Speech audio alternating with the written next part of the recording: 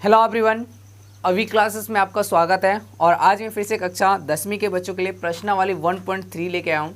तो चलिए हमारा 1.3 का सेकेंड क्वेश्चन को देखते हैं। जैसे कि स्क्रीन पे आपको दिखता होगा, सिद्ध कीजिए कि 3 + 2√5 एक अपरिमेय संख्या है।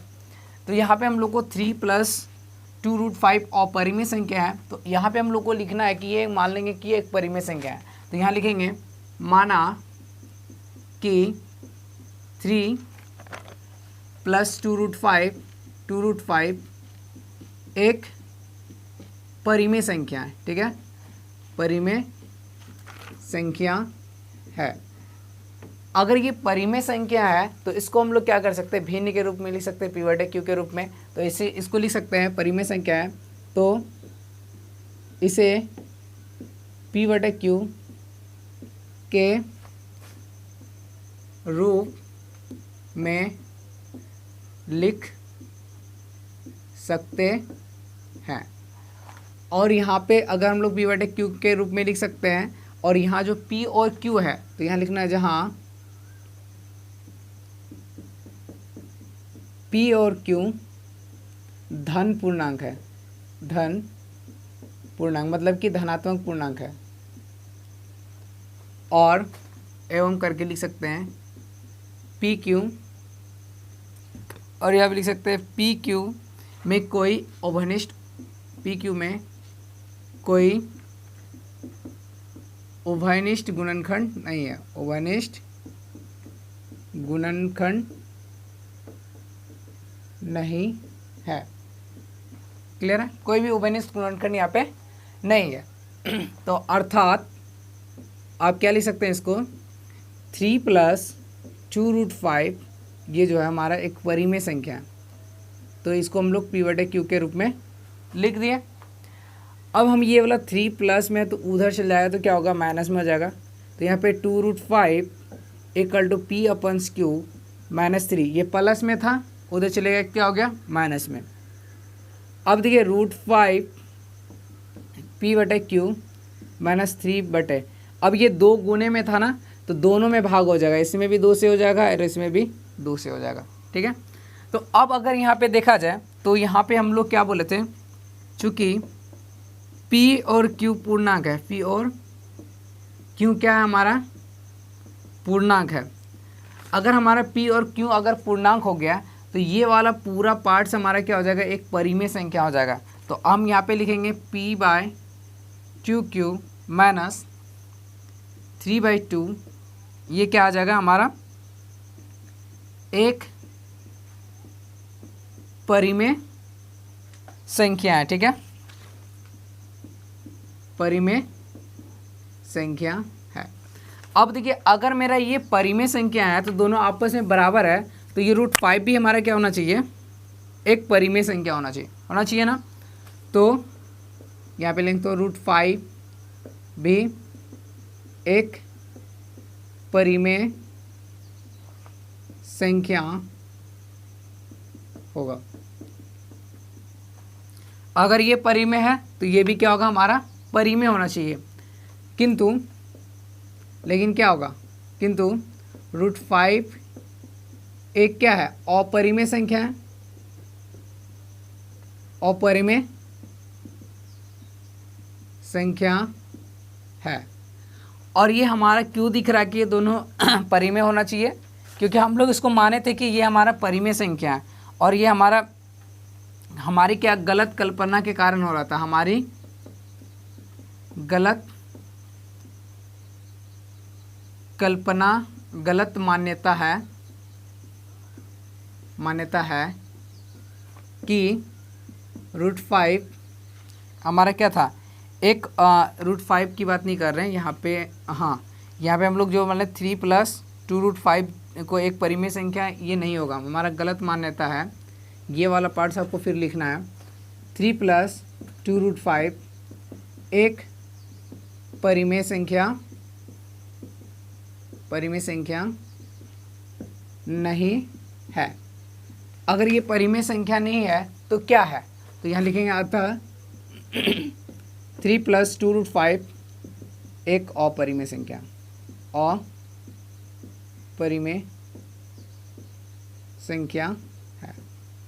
बस इसको बेसिक से समझिए कि सिंपल सा मैं फिर से आपको समझा देता हूँ कि अगर ये हमारा परिमेय संख्या है तो इसको p बटे q के रूप में लिख सकते हैं। तो ये प्लस में था, उधर चलेगा, क्या हो गया, माइनस हो गया। अब ये 2 था, मल्टीप्लाई में दोनों में डिवाइड हो गया। अब देखिए इसमें रूट कहीं नहीं दिख रहा है, तो मैं भी यहाँ पे p और q पूर्णांक था, तो ये पूरा हमारा क्या हो जाएगा, परिमेय संख्या हो गया। चूँकि ये परिमेय संख्या है तो ये इसके बराबर है। मान लो कि इधर 1 kg है और हम बराबर बोल रहे हैं, तो इधर भी 1 kg होना चाहिए ना, ठीक है। तो यहाँ पे हम लोग दोनों आपस में होना चाहिए इक्वल, क्योंकि ये परिमेय है तो ये भी परिमेय होना चाहिए। लेकिन ऐसा संभव है क्या, नहीं। तो हम लोग इसीलिए बोलें कि अगर ये परिमेय है तो ये भी परिमेय होगा। किंतु लेकिन हम लोग क्या जानते हैं, √5 एक परिमेय संख्या नहीं है, क्या है, अपरिमेय संख्या है। और दोनों हम लोग का परिमेय क्यों दिखा रहा है, क्योंकि हम लोग इसने जो माने थे कि ये एक परिमेय संख्या, हम लोग का गलत कल्पना के कारण ही दिख रहा था कि दोनों परिमेय संख्या है। तो इसलिए हम लोग क्या लिखेंगे, ये वाला 3 + 2 एक परिमेय संख्या नहीं है, तो अतः तो क्या है, ये एक क्या है, हमारा अपरिमेय संख्या है। तो सेकेंड नंबर क्वेश्चन उम्मीद करते हैं आपको समझ में आ गया होगा। अब चलते हैं हम लोग अगले प्रश्नों पे और उनको समझते हैं। अब देखिए आपकी स्क्रीन पे थर्ड नंबर क्वेश्चन आ रहा है। थर्ड नंबर कह रहा है क्या, सिद्ध कीजिए कि निम्नलिखित संख्या अपरिमेय संख्या है। जैसे कि पहला क्वेश्चन हमारा है 1/√2। ये 1/√2 को हम लोग को दिखाना है कि ये हमारा क्या है, एक अपरिमेय संख्या है। तो सिंपल से आपको क्या करना है, इसको मान लेना है। इसको मानेंगे, माना कि 1/2 क्या है, एक परिमेय संख्या, परिमेय संख्या r है, ठीक है। 1/2 को मान लें कि एक परिमेय संख्या है जो कि r है। तो हम लोग तब क्या लिख सकते हैं, 1/√2 इक्वल टू हम लोग क्या लिख सकते हैं, r। ये भी परिमेय, ये भी परिमेय, क्लियर है। अब ये r/1 लिख सकते हैं। इसको इससे मल्टीप्लाई करेंगे, इसको इससे मल्टीप्लाई करेंगे, तो या इसको इससे मल्टीप्लाई करेंगे तो इधर आ जाएगा, देखिए r इधर आ जाएगा, 1/r हो जाएगा, √2 उधर चल जाएगा, ठीक है। सिंपल समझिए कि √2 को इधर ले दिए, r को इधर ले आए, ठीक है। तो अब यहाँ पे अगर देखा जाए, इसको हम लोग क्या कर लेते हैं, इसको इक्वेशन 1 मान लेते हैं। चूँकि अगर यहाँ पे अब एक लाइन लिखना आपको, अब 1/r, ये जो 1/r अगर देखा जाए तो यहाँ पे इसमें क्या आ गया, r≠0। यहाँ पे r हमारा क्या है, 0 नहीं है। जब r हमारा नीचे 0 नहीं होता है तो ये एक क्या हालत कहलाता है, परिमेय संख्या। तो लिखेंगे एक परिमेय संख्या, परिमेय संख्या है। क्यों, क्यों है, क्योंकि यह दो परिमेय संख्याओं 1 और r का भागफल है। अगर यहाँ पे देखा जाए, ये वाला हमारा क्या आता है, भागफल ही आता है ना। सिंपल से देखिए, अगर आप 3 को 2 से, अब 3 को आप क्या करें, 4 को 2 से भाग कीजिए तो कितने में बार में आएगा, 2 बार में, ठीक है। तो ये 2 हमारा ये क्या आ रहा है, ये हमारा भागफल आ रहा है, ठीक है। जैसे कि मान लीजिए कि 7 को 21 है, भाग करो 7 कितना हो गया, 21, कट गया। तो ये 3 हमारा क्या भागफल है। तो 21/7 करेंगे तो कट जाएगा कितने बार में, 3 बार में। ये जो वैल्यू आता है वो क्या आता है, भागफल, इसको भागफल कहते हैं। तो यहाँ पे √2 जो आ रहा है 1 और r का क्या है, हमारा भागफल है। तो यहाँ पे लिख सकते हैं, अतः समीकरण 1 से अगर देखा जाए, ये इधर वाला क्या है, परिमेय है, क्या है, परिमेय। और इधर वाला हमारा क्या है, अपरिमेय संख्या है, अपरिमेय। ये दोनों क्या आ गया, आपस में इक्वल हो पाएगा क्या, नहीं। तो ये परिमेय बराबर अपरिमेय नहीं हो सकता है, जो कि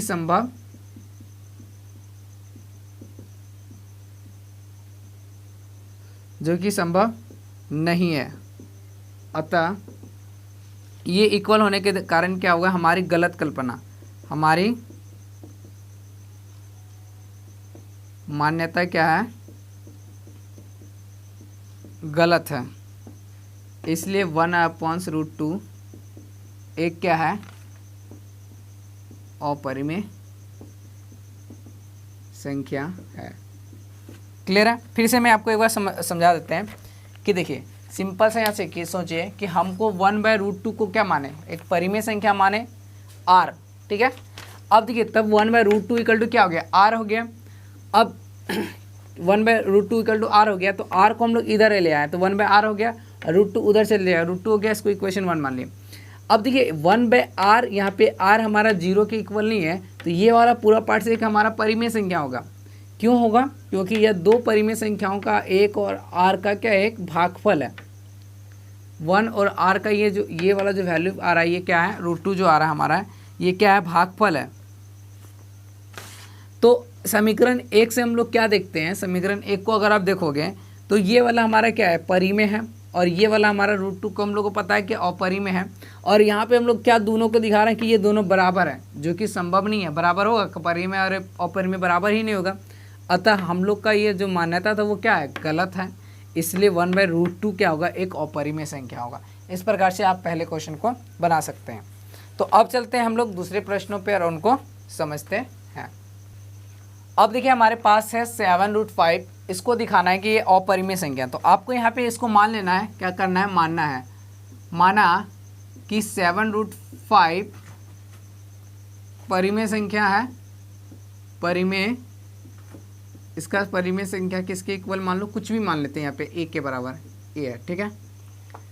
तब हम लोग इसको क्या लिख सकते हैं, 7√5 इक्वल टू हम लोग इसको क्या लिख सकते हैं, a लिख सकते हैं। अब हमको सिर्फ √5 को निकालना, √5 a, एक गुने में है 7, तो इधर क्या आ जाएगा, भाग में हो जाएगा। क्लियर? अब यहाँ पे देखिए a/7 हमारा क्या एक परिमेय संख्या होगा, तो यहाँ पे लिखेंगे a एक परिमेय संख्या है, a हमारा क्या है, एक परिमेय संख्या। हम लोग पहले माने थे परिमेय संख्या है, और 7 एक अशून्य है। अशून्य मतलब ये शून्य नहीं है, नीचे हमारा क्या है, शून्य नहीं है। 7 एक कोई संख्या है, अशून्य परिमेय संख्या है, ठीक है। तो इस प्रकार हम लोग यहाँ पे देखते हैं, इस प्रकार आप यहाँ लिख सकते हैं, इस प्रकार √5 और a/7, √5 बराबर a/7, ये दोनों आपस में क्या होगा, परिमेय संख्या होगा। क्या होगा, परिमेय संख्या। सिंपल से देखिए, a मेरा क्या एक परिमेय संख्या है, और 7 मेरा 7 कोई संख्या है, 0 नहीं है ना, नीचे क्या होना चाहिए, कोई भी परिमेय संख्या में नीचे 0 नहीं होना चाहिए। तो ये 0 नहीं है, मतलब एक अशून्य परिमेय संख्या है। जब ये अशून्य परिमेय संख्या है तो a/7 भी क्या होगा, मेरा एक परिमेय संख्या हो जाएगा। सॉरी, यहाँ पे लिखेगा अतः, इस जगह लिखना अतः, ये वाला लाइन भूल गए, अतः a/7, अतः इनका भागफल, अतः इनका भागफल a/7 भी एक परिमेय संख्या है, भी एक परिमेय संख्या है। तो यहाँ एक परिमेय संख्या है, 7 अशून्य परिमेय संख्या है, इन दोनों का जो भिन्न आएगा ये भी हमारा क्या आएगा, एक परिमेय संख्या होगा। तो इस प्रकार हम लोग क्या देखते हैं, इस प्रकार यहाँ पे √5 बराबर a/7 बराबर क्या होगा, ये परिमेय, ठीक है। ये भी परिमेय है, ये भी परिमेय, ऐसा हम लोग दिख रहा है, लेकिन ये ऐसा संभव है क्या, दोनों परिमेय संख्या है, परिमेय संख्या है, लेकिन ये संभव है क्या, नहीं है। क्यों नहीं है, क्योंकि किंतु √5 क्या है मेरा, एक अपरिमेय संख्या है, ठीक है। यह अपरिमेय संख्या है, यह अपरिमेय संख्या होने की वजह से हमारा ये क्या होगा, √5 अगर हमारा अपरिमेय संख्या है तो हमारा जो हम लोग माने थे, तो यहाँ लिखेंगे अतः हमारी कल्पना या तो मान्यता गलत है। अतः 7√5 एक परिमेय संख्या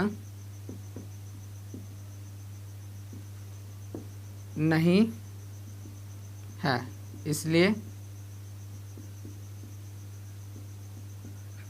इसलिए यह एक अपरिमेय संख्या है, अपरिमेय संख्या है। सिंपल सा है, हम कुछ नहीं करना है कि ये हमारा क्या है, ये वाला हमारा अपरिमेय है और ये भी अपरिमेय, ये अपरिमेय है। अपरिमेय और परिमेय आपस में इक्वल नहीं होना चाहिए, तो यहाँ पे हम लोग को इक्वल दिखा रहा है, तो इसलिए हम लोग बोले कि ये दोनों आपस में एक परिमेय संख्या दोनों होना चाहिए। लेकिन आपको पता है कि √5 हमारा परिमेय नहीं है, क्या है, अपरिमेय संख्या है। तो हम लोग का ये दोनों इक्वल होने का रीज़न क्या था, क्योंकि हम लोग इसको क्या मान लिए थे, परिमेय संख्या मान लिए थे। तो इस तरह करके आप इसको प्रूव कर सकते हैं। अब हमारा एक लास्ट क्वेश्चन है, 3rd नंबर। अब देखिए हमारे पास 3rd नंबर क्वेश्चन क्या कर रहा है, 6 + √2, ये हमारा क्या बोल रहा है कि एक अपरिमेय संख्या, इसको सिद्ध करना है। तो आपको क्या करना है कि माना कि हम लोग मान लिए 6 + √2 को एक हम लोग परिमेय संख्या मान लिए। अगर ये एक परिमेय संख्या है तो इसको हम लोग क्या कर सकते हैं, P/Q के रूप में लिख सकते हैं, जहाँ P और Q का एक धन पूर्णांक है, जहाँ P और Q का एक धन पूर्णांक है और P और Q में कोई भी उभयनिष्ठ गुणनखंड नहीं है। इतना तो आपको लिखना ही डायलॉग। अब देखिए यहाँ पे हमारा 6 + √2 P/Q के रूप में लिख दिया। अब ये 6 प्लस में था, उधर चले गया तो माइनस में आ गया, P/Q माइनस क्या हो जाएगा, 6 हो गया। अब यहाँ पे देखिए कि इस वाले पार्ट्स में अगर आप देखोगे तो P और Q का एक पूर्णांक था। जब ये पूर्णांक है और ये भी 6 भी मेरा एक पूर्णांक है, तो ये पूरा मेरा क्या हो जाएगा, एक परिमेय संख्या हो जाएगा। मतलब P/Q माइनस 6 एक हमारा परिमेय संख्या है। अगर ये परिमेय संख्या हो गया तो ये इसके इक्वल है, तो ये भी हमारा क्या होना चाहिए, परिमेय संख्या होना चाहिए। अतः √2 भी क्या होगा, हमारा एक परिमेय संख्या होगा। लेकिन हम लोग क्या जानते हैं कि √2 क्या एक अपरिमेय संख्या है और ये हमारा दोनों आपस में इक्वल क्यों दिख रहा है। हमने जो माना था, मान्यता माना था, जो हम लोग बोले थे ये परिमेय संख्या है, इसीलिए हमारा गलत आ रहा है। ठीक है, हम लोग गलत माने थे। तो अतः 6 + √2 एक क्या होगा, परिमेय संख्या नहीं होगा। जब ये परिमेय संख्या नहीं होगा तो क्या होगा, यह एक अपरिमेय संख्या होगा। इस तरह आपको इसको बनाना है। तो यहाँ पे हमारा जो था 1.3 के सारे क्वेश्चन कंप्लीट होता है। उसके बाद हम लोग आगे जो चैप्टर पढ़ने वाले 1.4 पढ़ने वाले हैं। तो उम्मीद करते हैं कि ये सारे क्वेश्चन आपको समझ में आ गया होगा। तो चलिए मिलते हैं अगले वीडियो में।